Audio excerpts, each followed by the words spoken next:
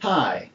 One of the things that we get asked the most often in our law practice representing people with tax problems is, well, isn't there some way I can just pay the tax? Or isn't there some way to get all of the penalties and interest removed or get the whole amount that I owe reduced to a certain amount? And the answer sometimes is yes, that there is. And there are two basic ways that the IRS will allow you to pay in full settlement less than the exact amount that you owe. The first way is what's called a penalty abatement. And as I'm sure you're aware, oftentimes a large percentage of the amount that a person owes is penalties. And if there's what the IRS considers to be reasonable cause, they have the ability to abate those penalties. And so oftentimes we're able to go in and seek an abatement of penalties if we can establish reasonable cause. Now, the IRS doesn't just give these away. We have to actually have good reason why you didn't pay the tax or why you didn't file the returns. But if you have those good reasons, you may find yourself in a situation where a significant portion of the liability can be eliminated by filing for penalty abatement. The second way to get a settlement with the IRS for what less than what's actually owed, tax penalties and interest, is an offer in compromise. And an offer in compromise is one of those things that you hear splashed all over the internet. You hear it on TV, on the radio. People are always offering to settle your tax liability for pennies on the dollar. And the question is it true? Can they do it?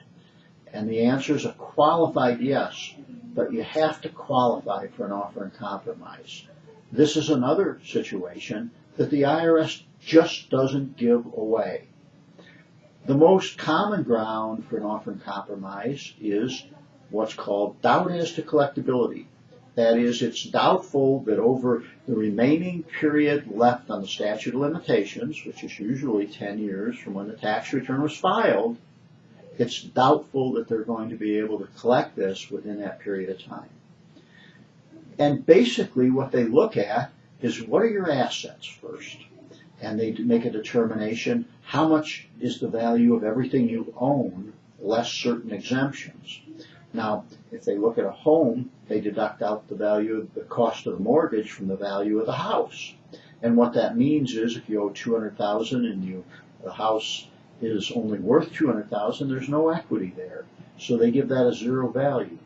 And that's the same with vehicles and other assets that are encumbered by liens and loans.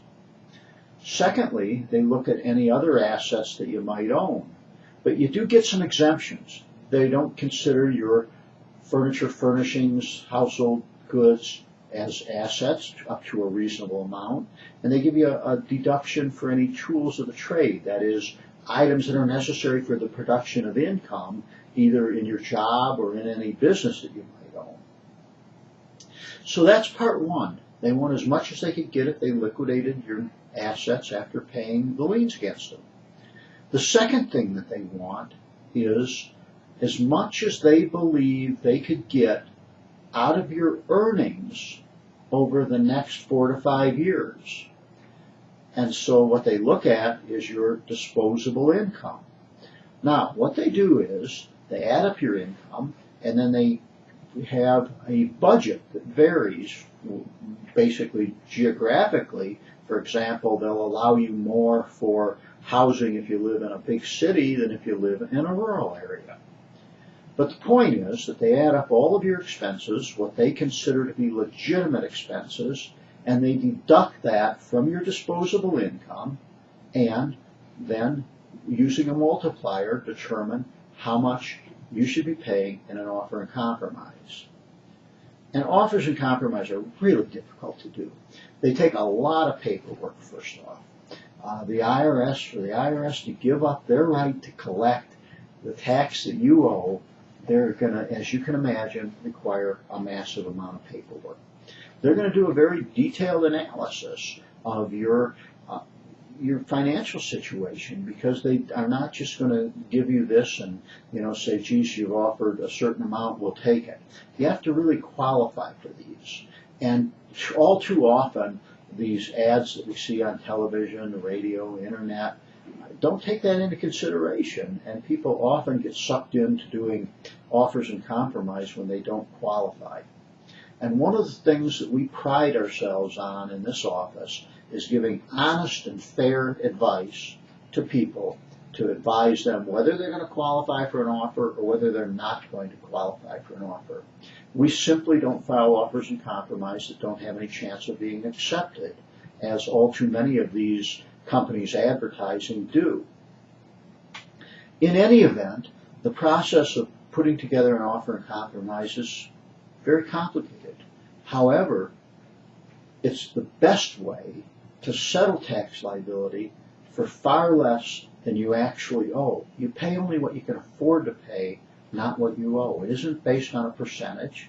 It's based on what percent or what you can afford to pay towards the tax liability. It's a great program if you can qualify for it. And what I would suggest you do is, if you have significant tax problems and owe the IRS a significant amount of money, please either call our office or fill out our online form, tell us a little bit about your tax problem, and what we will do is contact you and set an appointment to go over your tax situation, and we'll advise you whether you qualify for an offer and compromise or penalty abatement. We've done many, many offers and compromise, and we get a high percentage of our offer and compromises accepted. Please take the time to contact us, and we'll be happy to try and help you.